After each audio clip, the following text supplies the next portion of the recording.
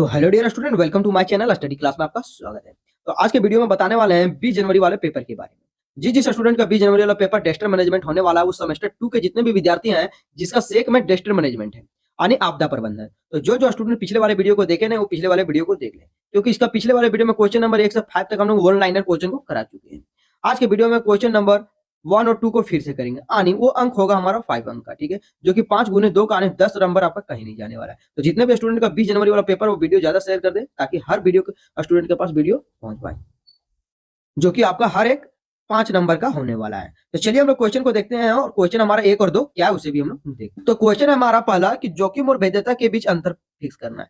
जोखिम और भेद्यता के बीच क्या अंतर करना है, फिक्स करना है, ठीक है। दूसरा है हमारा दवानाल, दवानाल के प्रमुख प्रकारों का वर्णन करना है। तो चलिए क्वेश्चन को देख ले, हम लोग आंसर को देखते हैं। तो यार क्वेश्चन पहला का आंसर जो कि हमारा 5 अंक का है। तो चलिए हम लोग क्वेश्चन क्या था एक बार और देख लेते हैं। क्वेश्चन था हमारा कि जोखिम और भेद्यता के बीच में अंतर फिक्स करना था। तो चलिए जोखिम क्या है और भेद्यता क्या उसे हम लोग देखते हैं। भेद्यता यानी वेलुनरेबिलिटी यानी सिस्टम या संपत्ति की कमजोरी, ठीक है, जैसे कि खुला दरवाजा। जबकि जोखिम आने रिस्क आने संभावना, ठीक है, की कमजोरी का फायदा उठाना और नुकसान होगा। जैसे चोर को खुले दरवाजे से घर में घुसना और चोरी करना क्या है, ये जोखिम है, भरा खतरा है, ठीक है। देखो गुना भेद्यता और गुना प्रभाव इंपैक्ट होता है। संक्षेप में भेद्यता का खामी है और जोखिम का खामी है कि संभावित नकारात्मक परिणाम आ सकता है। चलिए भेद्यता क्या है उसे हम लोग देखते हैं कि भेद्यता क्या है। किसी सिस्टम, नेटवर्क या संपत्ति की खामी, दोष या कमजोरी जिसका फायदा उठाया जा सकता है, ठीक है।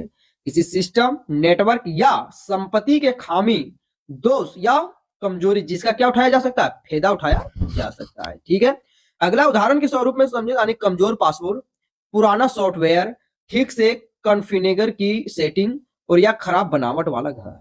दूसरा है हमारा, ठीक है, दूसरा हमारा जोखिम है। जोखिम क्या है, यह संभावना की कोई खतरा यानी थ्रेट की भेद्यता यानी वैल्यूएटेड का फायदा उठाएगा, उसे हम लोग नुकसान और क्षति के कहते हैं।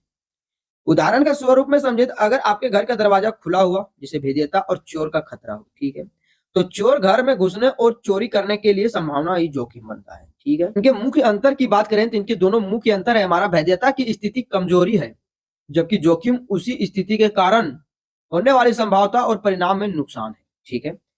भेद्यता के कारण क्या वो कमजोरी है, और दूसरा है हमारा कि जोखिम जो कि उसी स्थिति के कारण होने वाली संभावना और परिणाम का नुकसान है। आप भेद्यता को ठीक से पेच करके जोखिम को कम करते हैं, जैसे दरवाजा का ताला लगाकर, सॉफ्टवेयर में अपडेट कर। ये रहा क्वेश्चन नंबर पहला का आंसर। अब हम लोग दूसरे की ओर देखते हैं। तो ये रहा क्वेश्चन नंबर दूसरा का आंसर। क्वेश्चन नंबर दूसरा था क्या कि दवानाल के प्रमुख प्रकारों का वर्णन करना था। तो चलिए हम लोग देखते हैं कि इनके प्रमुख प्रकार कौन कौन से हैं। दवा नाल यानी जंगल की आग में मुख्य प्रकार में सतही आग जो कि सरफेस फायर, जो कि घास फूस और पत्तियों में को जला देती है। दूसरा है हमारा जमीन आग यानी ग्राउंड फायर, जो कि जमीन के नीचे की झाड़ी गली चीजों को खासकर खाक करती है। और तीसरा है हमारा शिखर आग यानी क्राउन फायर, जो कि पेड़ों के ऊपर हिस्सों कोन पट्टी को जलाती है, जिसे सबसे खतरनाक होती है। अक्सर ये आग एक दूसरे को बदल सकती है और मौसम, ईंधन इलाके पर निर्भर करती है। दवानाल के प्रमुख प्रकार हैं, ठीक है, जिसमें पहला है हमारा सतही आग यानी सरफेस फायर। पहला पॉइंट है इसका कि यह सबसे आम प्रकार है जो जंगल के फर्श यानी नीचे पर मौजूद सूखी पत्तियों, घास, झाड़ियों और गिरे हुए पत्तियों पेड़ों को जलाती है, ठीक है। दूसरा है हमारा कि यह अपेक्षाकृत धीमी गति से फैलती है, लेकिन तेज हवा और सूखी परिस्थितियों से इलाके लपेटे ऊंची और तीव्र हो सकती है, जिससे यह जमीन और शिखर में आग बदल सकती है, ठीक है।